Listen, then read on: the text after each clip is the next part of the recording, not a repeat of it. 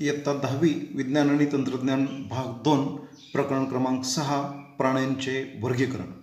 मित्रांनो, या ठिकाणी आपण सर्वप्रथम सजीवांचं वर्गीकरण ज्या 5 सृष्टींमध्ये केलेलं आहे त्या पंचसृष्टी वर्गीकरणाच्या पद्धतीचा प्रथम आपण अभ्यास करू. यामध्ये सजीवांचे गट हे 2 प्रकारचे आहेत. एक आदिकेंद्रकीय प्रकारचे आणि दुसरा आहे दृश्य केंद्रकीय प्रकारचे सजीव. आदिकेंद्रकीय सजीव म्हणजे प्रोकॅरियोटिक ऑर्गॅनिझम्स. यांच्यामध्ये केंद्रक हे अविकसित असतं, म्हणजे केंद्रक स्पष्ट दिसत नाही. केंद्रकीय द्रव्य असतं परंतु केंद्रक स्पष्ट दिसत नाही, कारण त्या केंद्रकावरती केंद्रकीय आवरण नसतं. अशा प्रकारच्या सजीवांपैकी सृष्टी 1 मोनेरा ही आहे. त्यानंतर दुसरा प्रकार आहे दृश्यकेंद्रकीय सजीव, म्हणजे यांच्यामध्ये केंद्रकीय द्रव्याभोवती केंद्रकीय आवरण असतं, त्यामुळं केंद्रक स्पष्टपणानं दिसतं. असं स्पष्ट दिसणारे केंद्रक असणारे सजीव यांना आपण दृश्यकेंद्रकीय सजीव असं म्हणतो.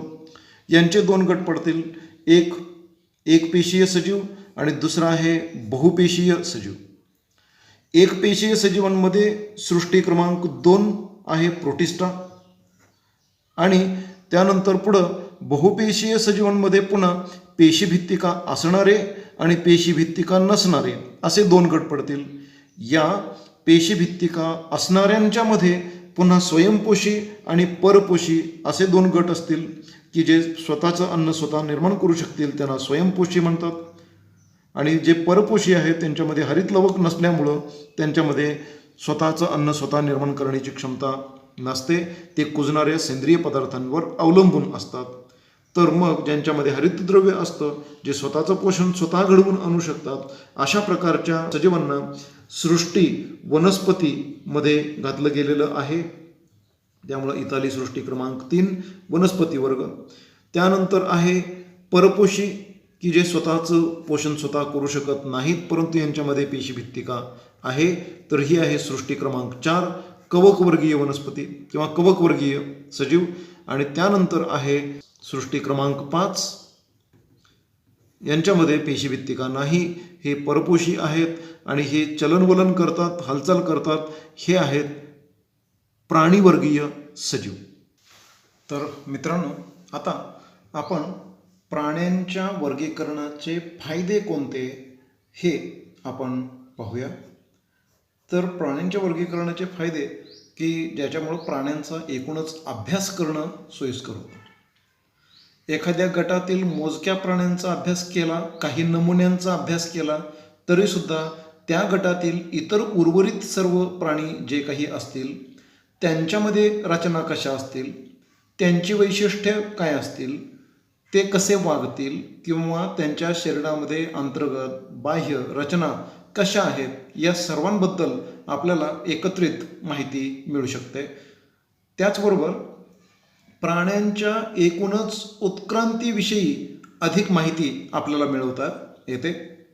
प्राण्यांना ओळखणं सोपं जातं आणि त्यांच्यामध्ये अचूकता येते, म्हणजे कोणता प्राणी कुठं आढळतो, त्याचं वैशिष्ट्य काय, पर्यावरणाशी त्याचं असलेलं नेमकं स्थान काय, हे ओळखणं सोपं जातं.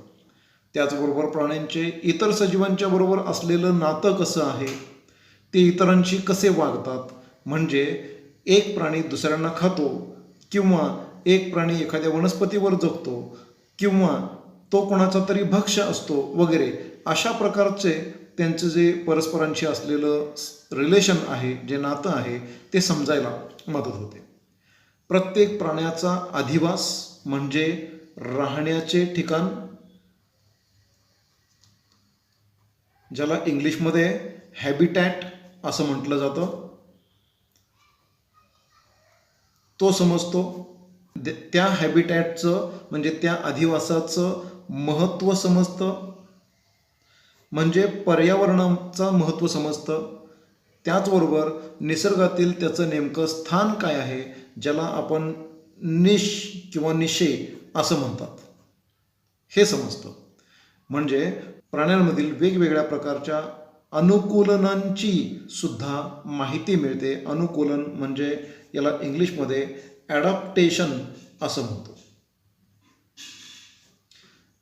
अनुकूलन म्हणजे काय? एखाद्या विशिष्ट परिस्थितीमध्ये, एखाद्या विशिष्ट परिसरामध्ये तो प्राणी वावरत असताना त्याच्या शरीरामध्ये झालेले काही बदल असे असतात की ते बदल त्या विशिष्ट परिस्थितीमध्ये जगण्यासाठी मदत करत असतात.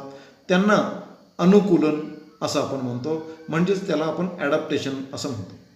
तर ते कसं असतं यांचा अभ्यास करणं आपल्याला सोयीचं जातं. मित्रांनो, आता या ठिकाणी प्राणी वर्गीकरणाची पारंपरिक पद्धती जी असते म्हणजे ट्रॅडिशनल मेथड ऑफ क्लासिफिकेशन जी आहे, त्यानुसार प्राण्यांच्या 2 गटांमध्ये प्राण्यांचं वर्गीकरण केलं जातं. एक आहे असमपृष्ठरज्जू प्राणी म्हणजे नॉन कॉर्डेट्स, आणि दुसरा आहे समपृष्ठरज्जू प्राणी म्हणजे कॉर्डेट्स.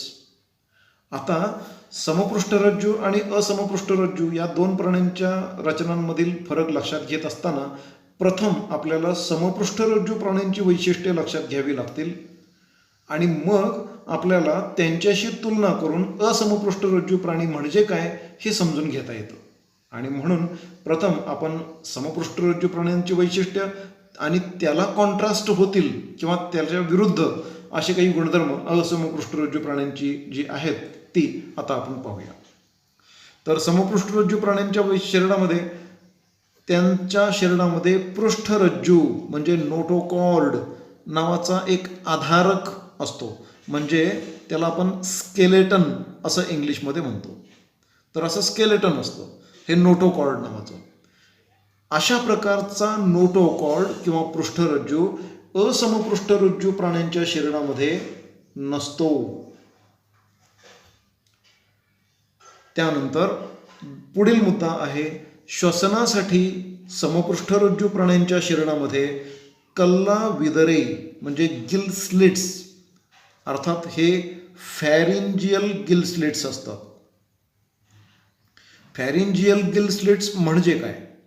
तर ग्रसनी किंवा घसा या परिसरामध्ये असणारी ही कल्लाविदरं आहेत, म्हणून त्याला फॅरिंजियल गिल स्लिट्स असं म्हणतात. यांच्या सहाय्यानं हे समपृष्ठरज्जू प्राणी श्वसन प्रक्रिया पूर्ण करतात किंवा या प्राण्यांच्या शरीरामध्ये फुफ्फुसे किंवा लंग्स असतात. यांच्या सहाय्यानं ते श्वसन प्रक्रिया राबवतात. परंतु असमपृष्ठरज्जू प्राण्यांच्या शरीरामध्ये ग्रसनीमध्ये कल्लाविदरे किंवा एकूणच कल्लाविदरे नसतात. आता समपृष्ठरज्जू प्राण्यांच्या शरीरामध्ये चेतारज्जू म्हणजे नर्व कॉर्ड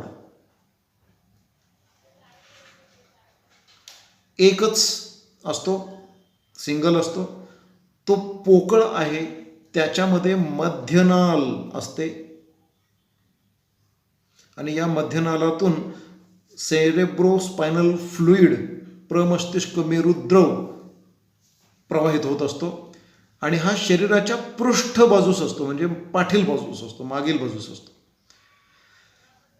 त्याच पद्धतीनं आपण त्यांच्या विरुद्ध या ठिकाणी असमपृष्ठरज्जू प्राण्यांच्या शरीरामध्ये चेतारज्जू असेल तर असं म्हटलंय. म्हणजे या ठिकाणी प्राण्यांचा विकास कितपत झालेला आहे त्यावर ते आधारित आहे. काही प्राण्यांच्या शरीरामध्ये चेतारज्जू असणारच नाही आहे, अगदी प्राथमिक अवस्थेमध्ये असलेल्या प्राण्यांच्या मध्ये, परंतु विकसित प्राण्यांच्या मध्ये चेतारज्जू दिसू शकेल. जर तो असेलच तर तो युग्मांगी असेल म्हणजे पेअर्ड असेल, म्हणजे जोडीनं असेल या पद्धतीनं, आणि तो भरीव असेल, सॉलिड असेल, आत पोकळी असणार नाही आहे. इथं ज्या पद्धतीनं आपण पोकळ म्हटलंय, मध्यनाल असेल असं म्हटलं समपृष्ठरज्जू प्राण्यांच्या शरीरामध्ये, तसं यांच्यामध्ये मात्र तसं तो पोकळ असणार नाही. तो असमपृष्ठरज्जू प्राण्यांच्या शरीरामध्ये भरीव असेल आणि शरीराच्या अधर बाजूला असणार आहे, म्हणजे पोटाकडील बाजूला असणार आहे. ठीक आहे. त्यानंतर चौथा मुद्दा आहे, समपृष्ठरज्जू प्राण्यांच्या शरीरामध्ये हृदय शरीराच्या अधर बाजूला म्हणजे टू दी व्हेंट्रल साईड, पोटाकडील बाजूला तो असणार आहे. आणि असमपृष्ठरज्जू प्राण्यांच्या शरीरामध्ये हृदय शरीराच्या पृष्ठ बाजूला असेल, डॉर्सल साईडला असेल. या ठिकाणी एक प्राणी दाखवलेला आहे आणि या प्राण्याच्या शरीराशी आपल्याला ह्या अधर बाजू, पृष्ठबाजू यांचा विचार करायचा आहे. पुढील बाजू, मागील बाजू यांचा आपण विचार करतो. जर या प्राण्याच्या शरीरामध्ये तोंड इकडं जर दाखवलेलं असेल तर तोंडाकडील बाजू म्हणजे पुढील बाजू आणि शेपटीकडील बाजू म्हणजे मागील बाजू असं समजलं जातं. त्याचबरोबर सर्वसाधारणपणे पृष्ठरज्जू किंवा पाठीकडील बाजूची जी रचना आहे तिला आपण डॉर्सल साईड म्हणतो, म्हणजे पृष्ठबाजू म्हणू. आणि पोटाकडील बाजू जी आहे तिला आपण अधर बाजू म्हणतो किंवा त्यालाच व्हेंट्रल असं म्हटलं जातं. हे मुद्दे लक्षात घेतले तर आपल्याला या सर्व गोष्टींचा अर्थ लक्षात येईल. अशा पद्धतीनं असमपृष्ठरज्जू प्राण्यांचे 10 संघामध्ये विभाजन झालेलं आहे. त्यात आहेत आदिजीव म्हणजे प्रोटोझोआ, रंध्रीय प्राणी म्हणजे पोरिफेरा, सिलेंटेरेटा किंवा निडारिया दोन्ही एकच. त्याचबरोबर चपट्या कृमी म्हणजे प्लॅटीहेल्मेंथिस, गोलकृमी म्हणजे अस्कहेल्मेंथिस, वलई म्हणजे ॲनिलिडा, संधिपाद म्हणजे आर्थ्रोपोडा, मृदुकाय म्हणजे मोलुस्का, कंटकचर्मी प्राणी म्हणजे इकायनोडर्मेटा आणि अर्धसमपृष्ठरज्जू प्राणी म्हणजे हेमिकॉर्डेटा. त्यानंतर सर्व समपृष्ठरज्जू प्राण्यांचा मात्र एकाच संघामध्ये समावेश केलेला आहे. त्या संघाचं नाव सुद्धा समपृष्ठरज्जू प्राणी संघ असंच आहे. या समपृष्ठरज्जू प्राणी संघाची 3 उपसंघांच्या मध्ये 3 सबफायलममध्ये विभाजन केलेलं असतं. त्यातील पहिला आहे युरोकॉर्डेटा, दुसरा सेफेलोकॉर्डेटा आणि तिसरा आहे व्हर्टिब्रेटा. या व्हर्टिब्रेटाचे 6 गटांमध्ये वर्गीकरण आहे. एक चक्रमुखी, दुसरं मत्स्य, उभयचर, सरीसृप आणि पक्षी आणि सस्तन प्राणी. आत्ता ज्या पद्धतीनं आपण या आधीच्या स्लाईडमध्ये पाहिलं की प्राणीसृष्टीचं विभाजन असमपृष्ठरज्जू, समपृष्ठरज्जू, असमपृष्ठरज्जू प्राण्यांमधील हे सर्व संघ आणि उपसृष्टी समपृष्ठरज्जूमधील संघ समपृष्ठरज्जू आणि त्याचे आता 3 उपसंघ आणि त्यांचे वर्ग यांचं वर्गीकरण हे आहे. हे प्रचलित पद्धतीनं पूर्वीपासून चालत आलेली वर्गीकरणाची जी पद्धत आहे ती या पद्धतीनं आहे. परंतु नवीन पद्धतीप्रमाणे आदिजीव किंवा प्रोटोझोआ या संघाची मात्र आता प्रोटिस्टामध्ये रवानगी केली गेलेली आहे. त्यामुळं आपण प्राणी वर्गीकरणाचा अभ्यास जो आहे त्याची सुरुवात या रंध्रीय प्राण्यांपासून करणार आहोत. या ठिकाणी आपल्याला लक्षात येईल की वर्गीकरणाचे जे विविध निकष आहेत त्यावर आधारित नवीन पद्धतीनं प्राण्यांचं वर्गीकरण करावं लागत असतं. आणि हे नवीन पद्धतीनं प्राण्यांचं जे वर्गीकरण केलं जातं त्यापैकी पहिला निकष किंवा पहिली अट अशी आहे. या ठिकाणी पहिला मुद्दा असा आहे रचनात्मक संघटन किंवा ग्रेड्स ऑफ ऑर्गनायझेशन.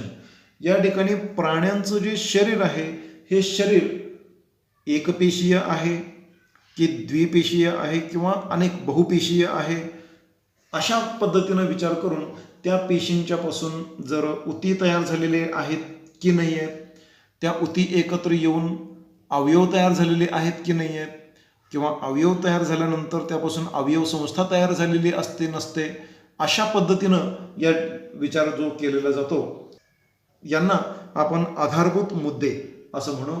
त्याप्रमाणे रचनात्मक संघटनामध्ये 3 प्रकार आहेत. एक जीवद्रव्य स्तर, एकपेशीय प्राण्यांच्या शरीरामध्ये अशा पद्धतीनं रचना होईल की त्यांच्यामध्ये एकच पेशीचं शरीर असेल तर त्या पेशीमध्ये आतमध्ये शरीर हे फक्त जीवद्रव्यापासून बनलेलं आहे, प्रोटोप्लाझमपासून बनलेलं आहे, म्हणून त्याला जीवद्रव्य संघटन स्तर असं म्हटलं जात असतं. त्यानंतर काही पेशी एकत्र येऊन शरीराची रचना तयार झालेली असेल तर त्याला पेशीस्तरीय संघटन असं म्हटलं जातं.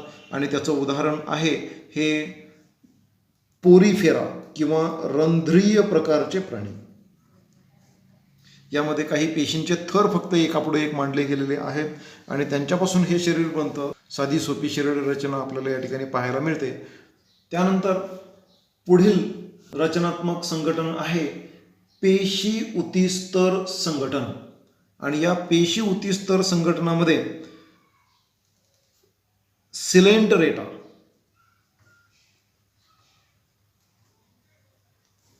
किंवा निडारिया या संघातील प्राणी आढळतात. यांच्या शरीरामध्ये काही पेशी एकत्र येऊन त्यांच्यापासून उती बनतात. आणि त्यानंतर आहे उती अवयवस्तर संघटन. याच्यामध्ये हे चपटे कृमी आहेत. तर या ठिकाणी उती आहेत शरीरामध्ये. या उतींच्यापासून काही अवयव बनलेले असतील आणि हे अवयव एकत्र येऊन शरीर बनलेलं असतं. असं उती अवयवस्तर संघटन असलेले हे प्राणी आहे. यानंतर आपण पुढील मुद्द्याकडे जाऊ. या ठिकाणी सममिती, शरीराची सममिती या मुद्द्यावर आधारित प्राण्यांचं वर्गीकरण करता येतं. आणि ही सममिती म्हणजे काय, तर पूर्वीच्या काही इयत्तांच्यामध्ये गणितामध्ये आपण सर्वांनी अभ्यास केलेला असेल तर या ठिकाणी आपल्याला माहिती असेल, एखाद्या विशिष्ट रचनेमधून जर काही एखादं प्रतल गेलं तर त्याचे दोन भाग पडतात आणि हे दोन भाग परस्परांचे समान दोन भाग करत असतील, म्हणजे एकमेकांच्या आरशातील प्रतिमा निर्माण करत असतील, तर त्याला आपण सममिती अक्ष म्हणतो.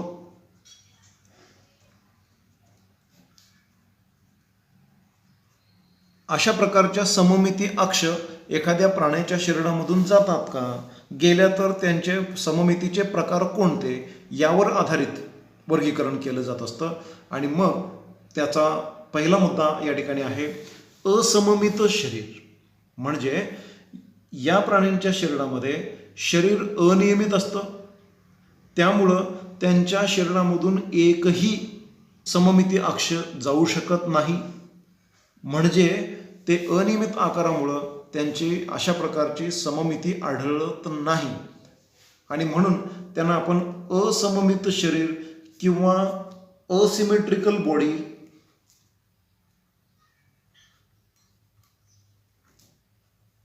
असं म्हणतो. अशा प्रकारचे प्राणी. त्यानंतर पुढील प्रकार आहे अरीय सममिती. आता दंडगोल आकाराच्या काही प्राणी जे आहेत, हे दंडगोल आकाराच्या प्राण्यांच्या शरीरामध्ये उभे सममिती अक्ष आपण त्याच्यातून घालवू शकतो. अनेक सममिती अक्ष त्याच्यामधून जाऊ शकतील आणि त्यामुळं यांच्या शरीरामध्ये रॅडियल सिमेट्री किंवा त्याला आपण अरीय सममिती म्हणजे व्यासातून जाणारा सममिती अक्ष असणारे प्राणी म्हणून त्यांना अरीय सममिती असलेले प्राणी असं संबोधलं जातं. त्यानंतर तिसरा प्रकार आहे द्विपार्श्व सममिती. काही प्राणी असे आहेत की या प्राण्यांच्या शरीरामध्ये एकच सममिती अक्ष गेल्यामुळं त्या प्राण्याचे आरशातील दोन प्रतिमा निर्माण होतील अशा पद्धतीचे त्याचे दोन भाग पडतात आणि मग त्याला आपण द्विपार्श्व सममिती, पार्श्व म्हणजे बाजू, दोन पार्श्व म्हणजे द्विपार्श्व म्हणजे दोन बाजूंच्या मध्ये समान भाग होणं, अशा पद्धतीची सममिती ज्यांची आहे त्यांना आपण द्विपार्श्व सममिती म्हणतो. यांच्या उदाहरणं आहेत कीटक, मासे, बेडूक, पक्षी, मानव इत्यादी. यानंतर पुढील वर्गीकरणाचा मुद्दा आहे आद्य स्तर किंवा जनन स्तर किती आहेत यावर आधारित. तर याचे प्रकार आहेत द्विस्तरीय आणि त्रिस्तरीय. लक्षात घ्या, अगदी आरंभीच्या सुरुवातीच्या काही प्राणी गटांमध्ये साधी सोपी रचना जर असेल तर त्या ठिकाणी डिप्लोब्लास्टिक आणि त्यानंतर विकसित प्राण्यांच्यामध्ये ट्रिप्लोब्लास्टिक अशी स्तरांची रचना असू शकते. म्हणजे या ठिकाणी काय होतं, प्राण्यांची भ्रूणाची वाढ होत असताना त्यांच्यामध्ये सुरुवातीच्या काळामध्ये काही आद्य स्तर निर्माण होतात आणि त्या आद्य स्तरांच्यापासून शरीरामधील विविध प्रकारच्या उती निर्माण होत असतात आणि अशा प्रकारच्या जे आद्य स्तर असतात त्या आद्य स्तरांपासून प्राण्यांचा विकास होत असतो.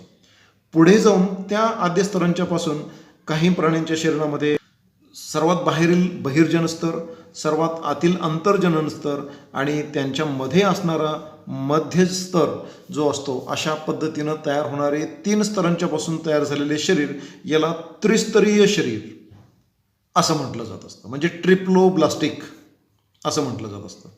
आणि ज्या प्राण्यांच्या शरीरामध्ये अंतर्जनन स्तर आहे आतील, बहिर्जन स्तर आहे सर्वात बाहेरील, आणि त्यांच्यामध्ये मात्र या ठिकाणी जी रचना दाखवलेली आहे ती आहे मृत किंवा अजैविक स्तर, म्हणजे यामध्ये पेशी असणार नाही आहेत.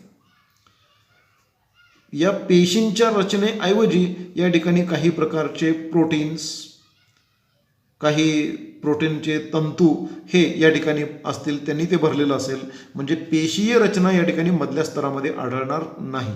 अशा प्रकारचे जे प्राणी असतील यांना द्विस्तरीय किंवा डिप्लोब्लास्टिक ॲनिमल असं म्हटलं जातं.